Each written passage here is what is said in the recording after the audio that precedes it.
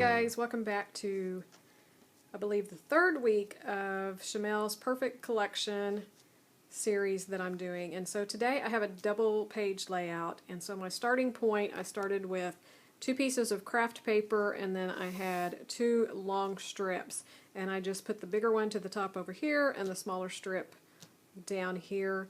And for this particular layout and this starting point, you could go a lot of different ways with a lot of photos. And today I have 8 photos that I'm going to put on this page. And this is from an event quite a few years ago. This was actually about maybe one of the first ever scrapbook events that I went to. And so I have a lot of these pictures of my friends and Tammy that hosted it, and then it was a Cricut event, and so some of the people from Cricut Corporate, and then Teresa Collins, which I've always been a huge fan, and so I was so excited to meet her, and I actually met up with her in the elevator and had a little, moment.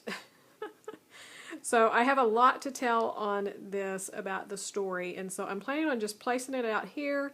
I'll probably put my title up here. Could do it down here, but I think I'm going to try to keep it up here. And then I'm just going to do a lot of my journaling down here and build my embellishments around it. So let's get started. I got my photos all adhered down where I wanted them, and I've started on my title. And I have these larger chipboard alphabet, and these are some really old Heidi Swapp chipboard alphabets.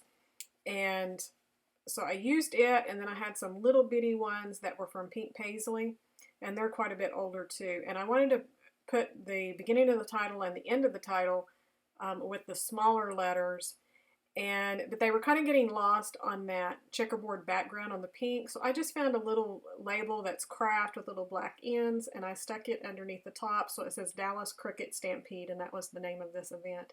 And I truthfully meant to do Dallas in the large pink letters, but I had it spelt out before I realized what I had done, and so I just went with it and chose the smaller letters for the beginning and the end.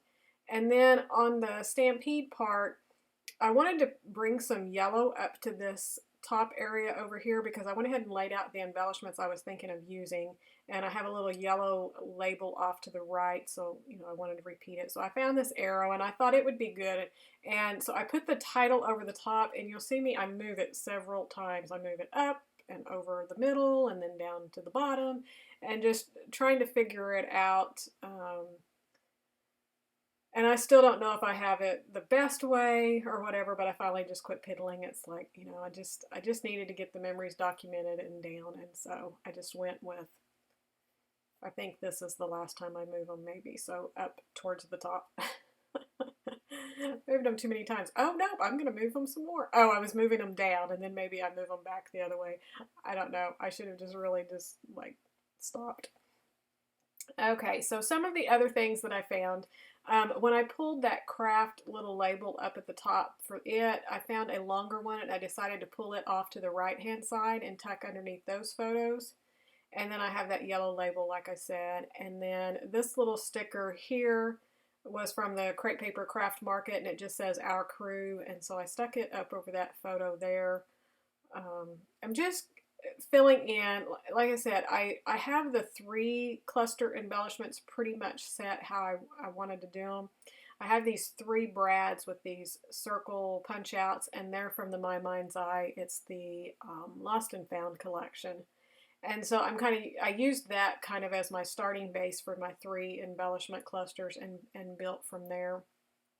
So I put the biggest one up by the title, and I let it overlap the photo just a little bit. And the other thing with my title, I had it running the large letters right on top of that photo, and then the T, I had it up next to the photo with a little bit of the letter going into the photo. And that was so that it was touching and just kind of brought everything together by it touching the other elements. Otherwise it would have just kind of been floating up in space up there. So that's one little hint. Just make sure all of your embellishments kind of touch something. And so down here it's the same thing. I had this smaller brad with the circle, and then I found this chipboard heart that I thought would be cute, and a label sticker, and that's from My Mind's Eye, and it's actually the Sweetest Thing collection. And it says This Day in Pictures. And so I just kind of put that up into threes, had everything touching, have it going over the photo just a little bit. And then I'm going to go ahead and adhere this over onto the right hand side. So I have that bigger craft one, and then this yellow label sticker, and then I'm going to build up around it with the other brand. And I kind of have problems on this side too. I moved that around quite a bit. I didn't really like all of the blank space, and I'll probably go back and stamp the date over there on that craft one. I'm not sure, but I'm going to put something over there because it's lacking just a little bit. And then I had this camera, and it was on the Craft Market sticker sheet as well. And so it brought in more of the pink and kind of the gray and all of that. And I just decided to finish off that little cluster with it at the end.